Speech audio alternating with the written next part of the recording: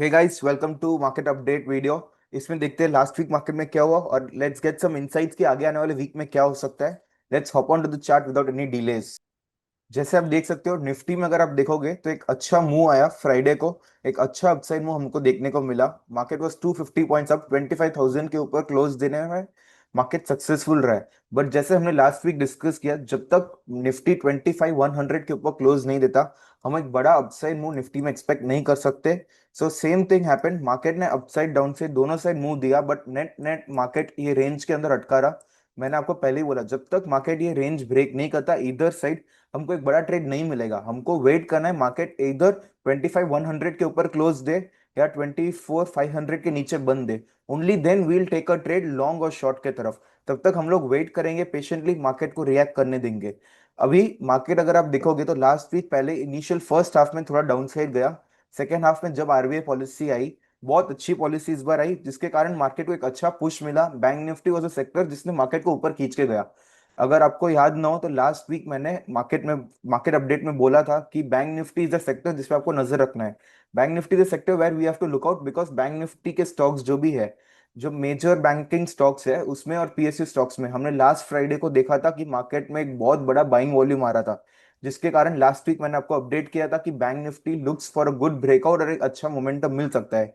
और वही चीज हुआ लास्ट वीक बैंकिंग स्टॉक्स में और बैंक निफ्टी में एक अच्छा ब्रेकआउट आया जो हमने कैप्चर किया। Right now still the view is कि मार्केट जब तक 25,100 के ऊपर क्लोज नहीं देता, निफ्टी में कोई भी लॉन्ग ट्रेड इनिशिएट करने जैसा नहीं है। यार एंड फॉर द शॉर्ट 24,500 के नीचे क्लोज नहीं मिलता, until then we are not trading the Nifty. Nifty sideways zone में है, आप कॉल एंड पुट सेल करके होल्ड कर सकते हो, बट उसके सिवाय कोई भी ट्रेड अभी निफ्टी में लेने जैसा नहीं है। Let's look at bank Nifty. Bank Nifty में क्या हुआ? बैंक निफ्टी अगर आपको याद हो तो हमने डिस्कस किया था कि 56,100 के ऊपर जब क्लोज आएगा, only then we'll start taking a long position. अगर आप इधर देखोगे तो मार्केट अपसाइड गया बट क्लोज नहीं मिला, क्लोज वापस नीचे मिला।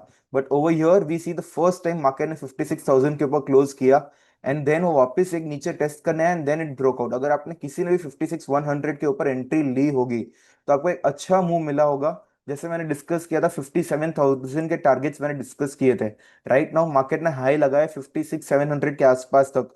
अभी भी 300 पॉइंट के टारगेट्स अवेलेबल है बैंक निफ्टी में। 57,000 इज अ गुड लेवल जो बैंक निफ्टी टच कर सकता है। Bank Nifty all time high पे है। बैंक निफ्टी के लिए अभी जीरो रेजिस्टेंस है। बैंक निफ्टी को रोकने वाला कोई भी नहीं है अभी, क्योंकि ऑल टाइम हाई के बाद कोई रेजिस्टेंस नहीं होता। It is an open zone, bank Nifty को जितना ऊपर जाना है जा सकता है।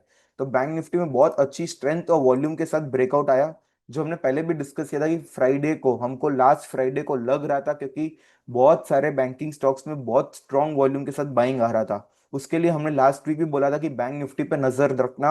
अगर ब्रेकआउट आया तो 1,000 पॉइंट कई के भी नहीं है। हमको सिंगल डे में 700 पॉइंट्स का रैली मिला एंड आगे जाते हुए हमको और पॉइंट्स के रैली मिल सकते हैं। 57,000 could be an easy target. अगर आप अपने लॉन्ग पोजीशंस होल्ड कर रहे हो, well and good, hold for other targets as well.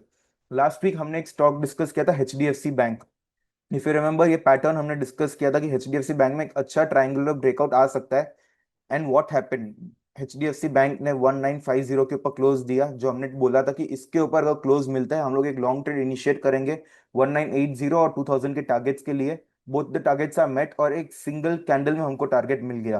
तो एक अच्छा मूव बैंक निफ्टी और एचडीएफसी बैंक, दोनों हमारे जो ट्रेड्स थे दोनों हमको मिले।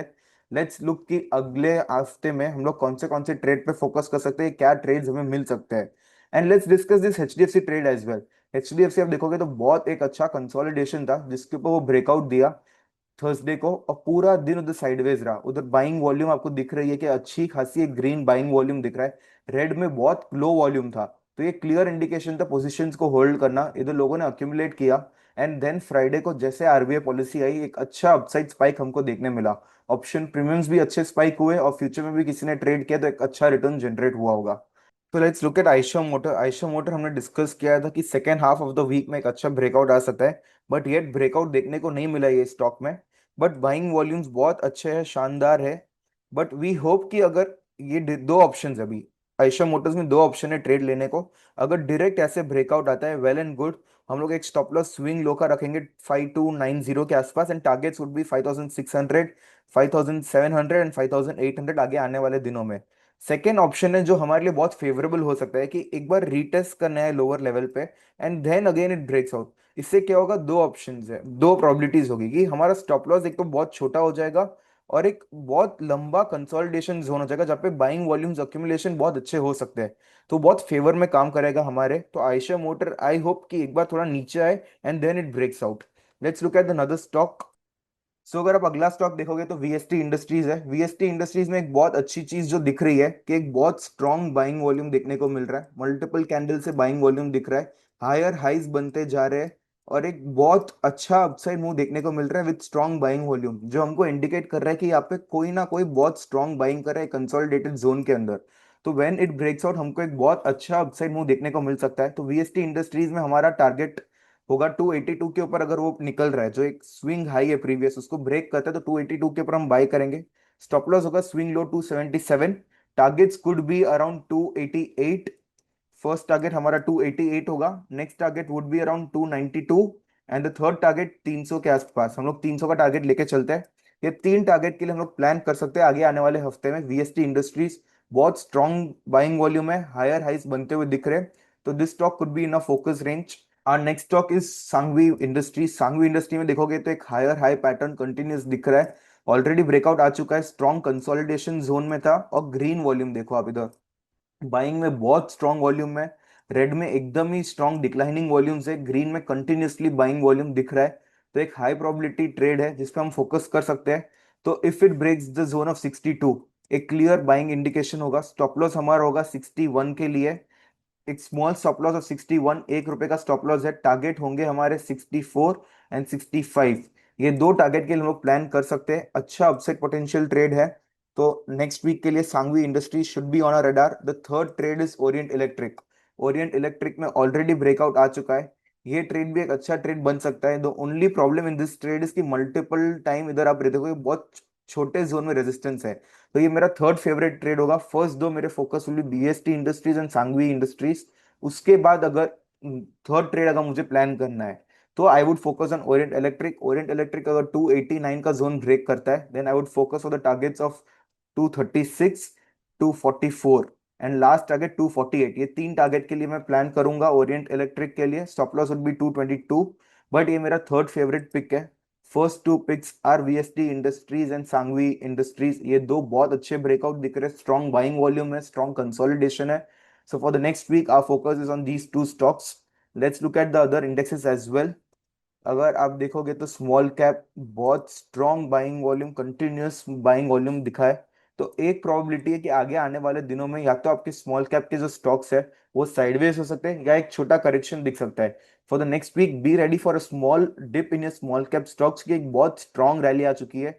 अगर आप देखोगे तो स्मॉल कैप में 18% की एक सिंगल स्ट्रेच में रैली आई है। सो यू कैन एक्सपेक्ट 3-4% का एक थोड़ा कंसोलिडेशन या एक पुल बैक।